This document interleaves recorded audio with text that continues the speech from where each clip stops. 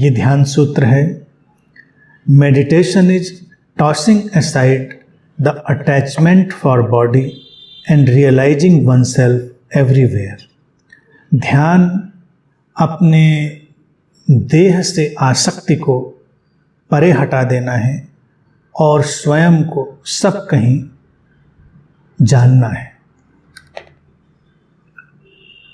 देह से आसक्ति एक नैसर्गिक घटना है, होती है, लगाव है, एक सीमा तक उचित है, लेकिन जब वो इतना ज़्यादा बढ़ जाए कि जीवन की मौलिकताएं दूर होने लगें, जीवन की संभावनाएं दूर होने लगें, व्यक्ति के जीवन में आत्मिक गुणों का विकास अवरुद्ध होने लगे, तब वो आसक्ति बहुत खतरनाक हो जाती है। यूं तो ठीक है, देह मिली है, देह की अभिव्यक्ति हुई है, उस चेतना की देह के माध्यम से जो अभिव्यक्ति हुई है, तो उसमें कुछ तो लगाव रहेगा और कुछ आसक्ति प्रकृति ने भी डाली है।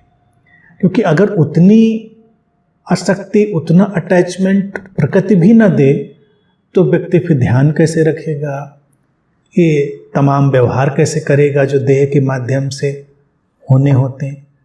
तो बहुत सारा जो क्रियाकलाप है हमारी वृत्तियों का, वो प्रकृति से आता है। देह के प्रति भी एक निश्चित किस्म की आसक्ति और एक निश्चित किस्म का अटैचमेंट नैसर्गिक है, स्वाभाविक है, वहाँ तक कोई समस्या नहीं है। लेकिन समस्या तब हो जाती है जब व्यक्ति वहीं पर रुक जाता है, अपने को देह ही मानकर बैठ जाता है, जबकि हम केवल देह नहीं हैं, हम अपने मूल रूप में तो चैतन्य स्वरूप हैं, और वो चेतना ही, वो स्रोत, वो टोटलिटी, समग्रता, जो भी हम कहना चाहें, वही इस देह के माध्यम से अभिव्यक्त हुआ है। तो सूत्र कहता है कि ध्यान जब घटता है, या ध्यान का जो अभिप्राय है वो यही है कि देह से आसक्ति को विदा कर दिया जाए, उसको समझकर, अच्छे से देखकर परे हटा दिया जाए देह से आसक्ति को। और जब देह से आसक्ति हमारी धीमी पड़ने लगती है, तो जो सबसे रोचक बात है वो हमारे जो अनुभव क्षेत्र में आती है, वो होती है हमारा विस्तार।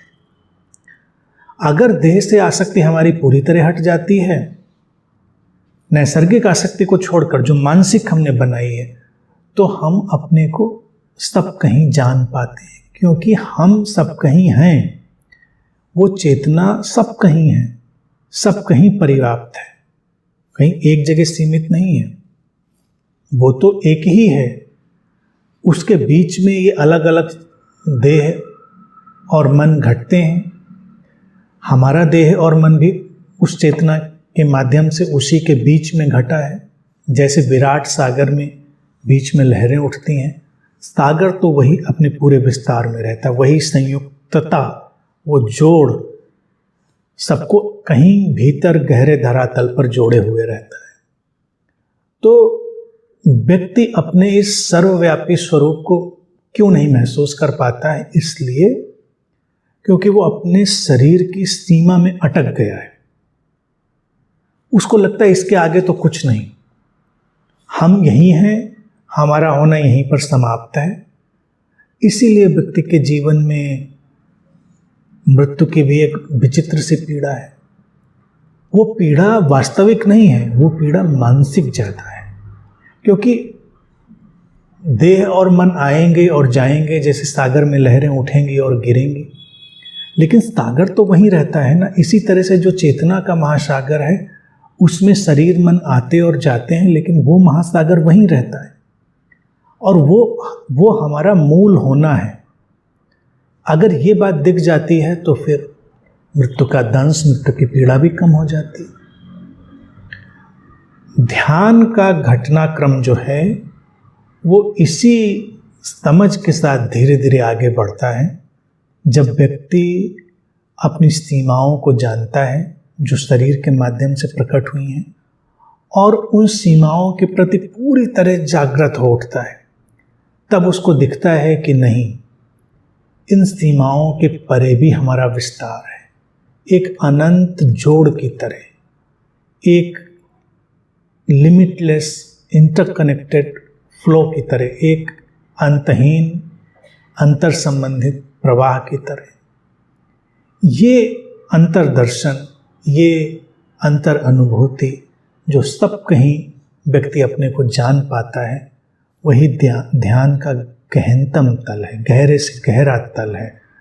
तो ध्यान में जब हम जा रहे हैं तो ध्यान सूत्र कहता है कि हमको कुछ करना नहीं है, करने वाली चीज़ें ध्यान का मतलब भी नहीं। हाँ, क्रियाएं सहयोग दे देती हैं कभी कभी, लेकिन अपनी देह की तरफ मुड़ो, देह को पहचानो, देह से आसक्ति अटैचमेंट को देखो, और धीरे धीरे जो मानसिक अटैचमेंट, मानसिक आसक्ति हमने पैदा कर ली है, उसको गिर जाने दें, और फिर स्वयं के सर्वव्यापी होने का अनुभव घटता है।